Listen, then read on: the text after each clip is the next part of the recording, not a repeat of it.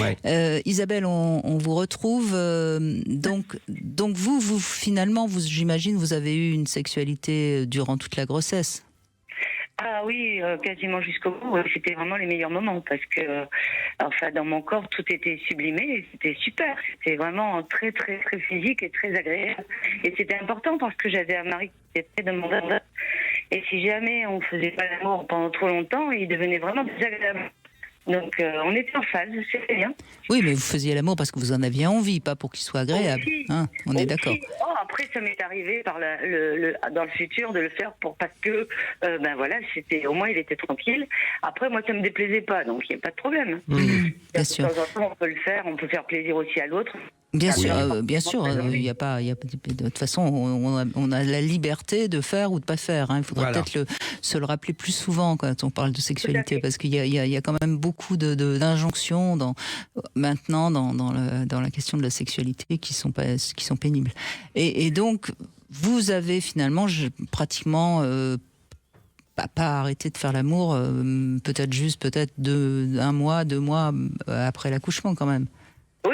Oui, tout à fait. Dès que j'étais en forme, le premier, ça s'est pas bien passé, mais le deuxième, ça s'est passé excellemment bien, donc il n'y avait pas de problème. Ouais, c'est ça a repris tout de suite, quoi. Mais c'était important pour nous, parce que il y avait beaucoup de problèmes qui se réglaient sur l'oreiller, et donc c'est notre façon à nous de nous réconcilier. Et bon, après, les enfants n'ont pas pâti parce que, évidemment, quand ils étaient en vacances, on se rattrapait. Mais je trouvais des occasions. De toute façon, il faut, comme vous disiez tout à l'heure, il faut vraiment se les provoquer parce que sinon, on n'y arrive pas. Mais j'avais la chance d'avoir un mari qui était toujours en phase. Donc, quand moi, j'étais dispo, que j'arrivais à me libérer par rapport aux enfants, et ben allez hop. Comme les scouts, toujours prêts. Toujours prêt. C'est ça, oui.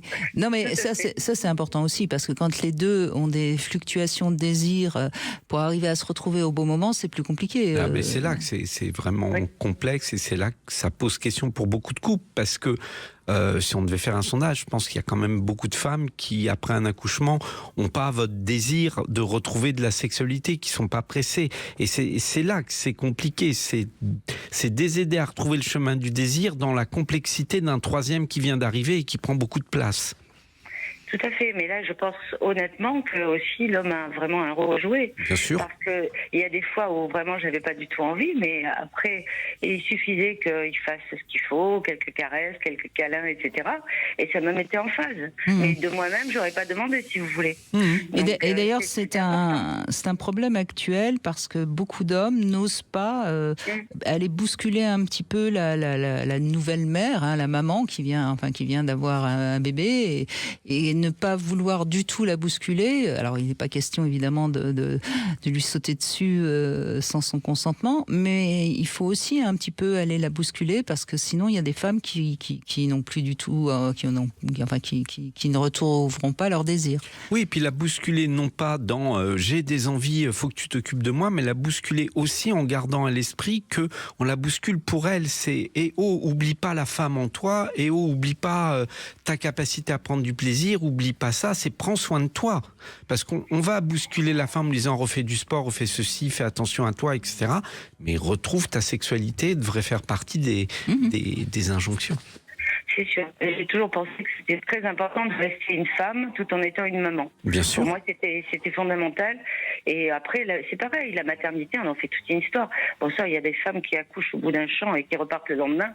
Et maintenant, on croirait que c'est des petites choses fragiles qu'il ne faut plus toucher pendant des mois. Bon, je sais pas. Alors, en même temps, ça me fait sourire ce que vous dites, et je suis plutôt d'accord avec vous. Mais vous avez quand même certainement un rapport à votre corps extraordinaire, et vous avez certainement une puissance d'éveil, d'élan vital, qui fait que pour vous, ça s'est passé relativement, même si j'ai bien compris que le premier, c'était pas si facile que ça.